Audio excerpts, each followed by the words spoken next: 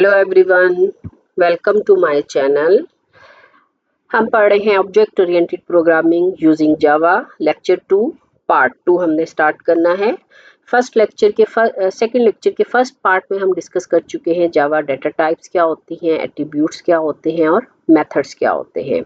अब हमने इस वीडियो में डिस्कस करना है मेन मेथड्स क्या होते हैं और मल्टीपल मेथड्स जो है वो किस तरह यूज़ किए जा सकते हैं क्लासेस के साथ। तो चलें जी वीडियो स्टार्ट करते हैं। सबसे पहले हम देखते हैं कि मेन मेथड क्या होता है। लास्ट पार्ट के अंदर हमने डिस्कस किया कि मेन मेथड जो है वो बेसिकली एंट्री पॉइंट होता है किसी भी प्रोग्रामिंग लैंग्वेज के लिए। तो जो मेन मेथड है उसके सिंटैक्स को हमने डिस्कस किया, कुछ कीवर्ड्स इसके अंदर यूज होते हैं, public, static, wide, main, string, array. ठीक है, तो इसको अब हम इंडिविजुअली डिस्कस करते हैं कि कौन सा कीवर्ड जो है वो क्या फंक्शनैलिटी परफॉर्म करने के लिए यूज किया जाता है।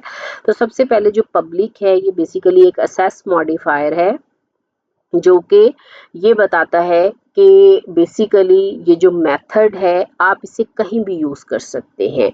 इस मेथड को किसी भी दूसरे पैकेज में कॉल कर सकते हैं, किसी दूसरी क्लास में कॉल कर सकते हैं, किसी दूसरे मेथड में कॉल कर सकते हैं। तो बेसिकली ये इसके स्कोप को रिप्रेजेंट करता है। So that JVM can execute the method from anywhere.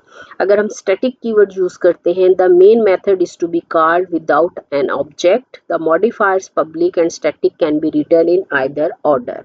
अगर हम स्टैटिक कीवर्ड यूज करते हैं तो स्टैटिक कीवर्ड का मतलब ये होता है कि अगर हमने अपने मेथड को कॉल करना है और वो हमने विदाउट क्रिएटिंग ऑब्जेक्ट कॉल करना है तो उस मेथड के साथ हम स्टैटिक कीवर्ड लगा देते हैं तो ऑटोमेटिकली वो मेथड जो है जस्ट नेम कॉलिंग के थ्रू जो है वो कॉल कर लिया जाता है, उसके लिए ऑब्जेक्ट क्रिएट करने की ज़रूरत नहीं होती। तो जो इसका सीक्वेंस होता है, पहले पब्लिक कीवर्ड लिखा जाता है और फिर स्टैटिक कीवर्ड लिखा जाता है। देन हमारे पास void कीवर्ड आता है। तो the main method does not return any type. जब हम किसी भी डाटा टाइप को रिटर्न नहीं करते तो उसके लिए हम void कीवर्ड लिखते हैं और मेन मेथड जो है जावा में वो कोई भी डाटा टाइप रिटर्न नहीं करता, तो इसलिए हमेशा यहाँ पे void लिखा जाता है। Main is basically name configured in the JVM. The main method must be inside the class definition. Main का जो नेम है वो बेसिकली मेन ही लिखा जाता है स्मॉल लेटर्स में और साथ में पैरेंथेसिस होते हैं जो कि JVM में कॉन्फ़िगर्ड कर दिया गया है मेन मेथड के तौर पे, और ये बेसिकली क्लास डेफिनेशन के अंदर लिखा जाता है, यानी मेन क्लास की बॉडी में लिखा जाता है। देन स्ट्रिंग हम डाटा टाइप यूज करते हैं एरे वेरिएबल के लिए। The main method accept a single argument that is an array of element of type string. Main method जो है इसके अंदर एक ही पैरामीटर पास होता है जो कि एरे टाइप का होता है और उसकी जो डाटा टाइप होती है वो स्ट्रिंग होती है, यानी कि एक एरे जो कि स्ट्रिंग टाइप के एलिमेंट्स को स्टोर करती है वो बेसिकली मेन मेथड में एज अ पैरामीटर पास की जाती है। अगर हमने यूज़र डिफाइंड मेथड्स बनाने हैं तो वो किस तरह बनाए जाते हैं और उनको क्रिएट कैसे करना है, कहाँ पे करना है और कॉल कैसे करना है। तो जो हम अपनी पब्लिक क्लासेस बनाते हैं वो जो पब्लिक क्लास होती है उसके अंदर बेसिकली स्ट्रक्चर में हमने देखा कि हम इंस्टेंस वेरिएबल्स और इंस्टेंस मेथड डिफाइन करते हैं। वो जो इंस्टेंस मेथड होते हैं वो बेसिकली यूज़र डिफाइंड मेथड्स होते हैं जो कि हम अपनी किसी भी क्लास के अकॉर्डिंगली यूज़ कर रहे होते हैं। तो इस कोड में देखें, public class main is a name of main class. उसके बाद इसकी बॉडी के अंदर हमने एक मेथड बनाया, उसके साथ हमने स्टैटिक कीवर्ड यूज किया, void हमने लिखा और उसके बाद हमने माय मेथड लिख दिया और पैरामीटर लेस जो है वो हमने इस पे पैरेंथेसिस लगा दिए। ये बेसिकली मेथड को क्रिएट कर रहा है, मेथड को डिफाइन कर रहा है।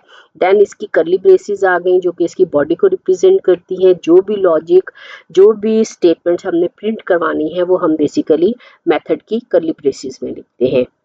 तो मेथड के साथ स्टैटिक कीवर्ड लगाने का मतलब ये होता है कि हम इस मेथड को विदाउट क्लास ऑब्जेक्ट क्रिएटेड इसको हम कॉल करेंगे तो ऑटोमेटिकली कंपाइलर जो है वो इसके बैकएंड पे क्लास का नेम जो है वो मेथड के साथ अटैच कर देगा।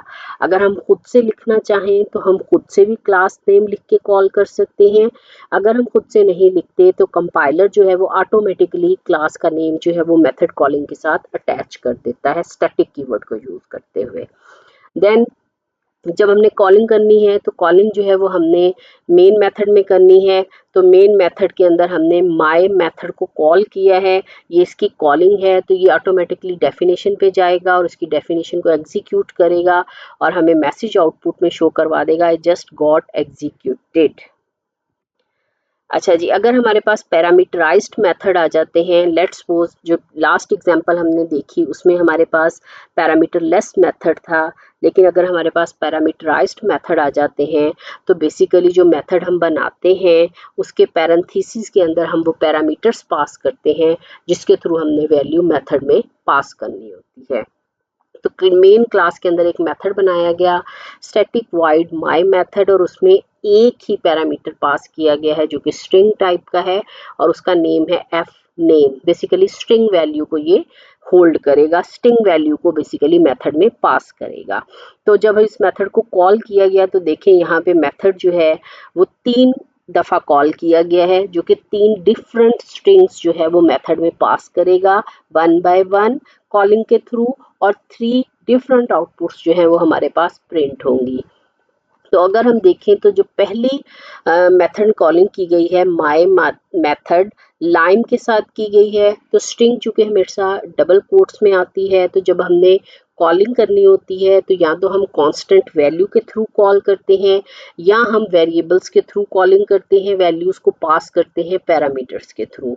जब हम वेरिएबल्स के थ्रू वैल्यू पास करते हैं तो हमें इनपुट की ज़रूरत होती है और अगर हम कांस्टेंट वैल्यू के थ्रू पास करते हैं तो हम डायरेक्ट जो है वो कॉलिंग के अंदर वैल्यू पास कर देते हैं। तो अब स्ट्रिंग चूंकि डबल कोट्स में होती है तो यहाँ लाइन को डबल कोट्स में लिख के कॉल किया गया है। तो मेथड जब डेफिनेशन में जाएगा पैरामीटर्स में एफ नेम में वैल्यू चली जाएगी लाइन और उसकी बॉडी में एंटर होके आपको एक आउटपुट जो है वो शो करवा देगी। इसी तरह सेकंड टाइम मेथड कॉल होगा माय मेथड, उसमें जेनी वैल्यू पास कर दी गई एंड थर्ड टाइम उसमें डिफरेंट वैल्यू पास की गई। तो इसमें 3 टाइम कॉलिंग के अंदर आपको 3 डिफरेंट वैल्यूज जो है वो शो हो गई। अच्छा जी, एक और टर्म हमारी मेथड्स के साथ यूज होती है रिटर्न वैल्यूज। इसका मतलब ये होता है कि अगर हमने अपने किसी भी मेथड के थ्रू जो है कोई वैल्यू रिटर्न करवानी है तो वो किस तरह करवाई जाती है। तो जब कोई वैल्यू रिटर्न करवाई जाती है तो उसके 2 से 3 तरीके होते हैं, रूल्स होते हैं जिनको फॉलो करना होता है। सबसे पहला रूल ये होता है कि जब हमने मेथड के थ्रू वैल्यू रिटर्न करवानी है तो हमें रिटर्न डाटा टाइप देनी पड़ती है। ठीक है, लेट्स सपोज अगर हमने इंटीजर रिटर्न करवाना है तो हम इंट लिख देते हैं, अगर हमने स्ट्रिंग रिटर्न करवानी है तो हम स्ट्रिंग लिख देते हैं, तो सो ऑन।